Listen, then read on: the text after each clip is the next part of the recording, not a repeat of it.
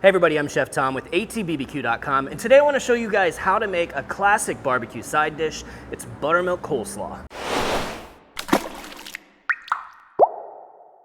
We're taking a break from the grill today so that we can focus on this really classic side dish. Now, I've made all kinds of different slaws over the years. You can find them here and there in our videos.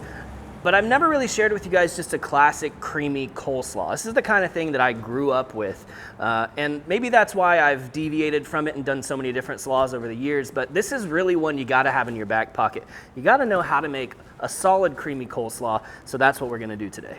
We're gonna start by shredding up 4 cups each of red cabbage and green cabbage.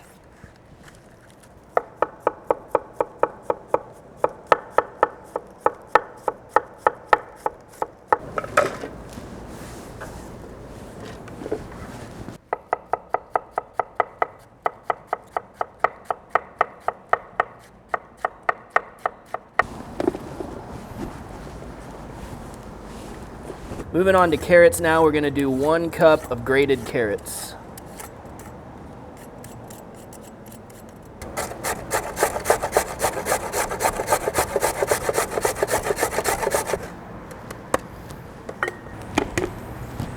Last little bit of knife work here, we're gonna do 1/4 cup of green onions, just the really green top parts. Now we're moving on to the dressing. First thing we gotta have is mayonnaise, and for me it's gotta be Duke's mayonnaise. I mean, if I've got a choice.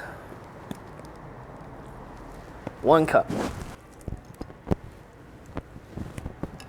We're gonna add to that 1/4 cup of buttermilk, 2 tablespoons of apple cider vinegar, 2 tablespoons of wildflower honey. Kind of prefer this over just white sugar, but you could do white sugar too. And then finally, we've got about 1 tablespoon of our Cattleman's Grill Lone Star brisket rub. So this is salt, pepper, roasted garlic, and celery seed, all things that go great in a slaw dressing anyway.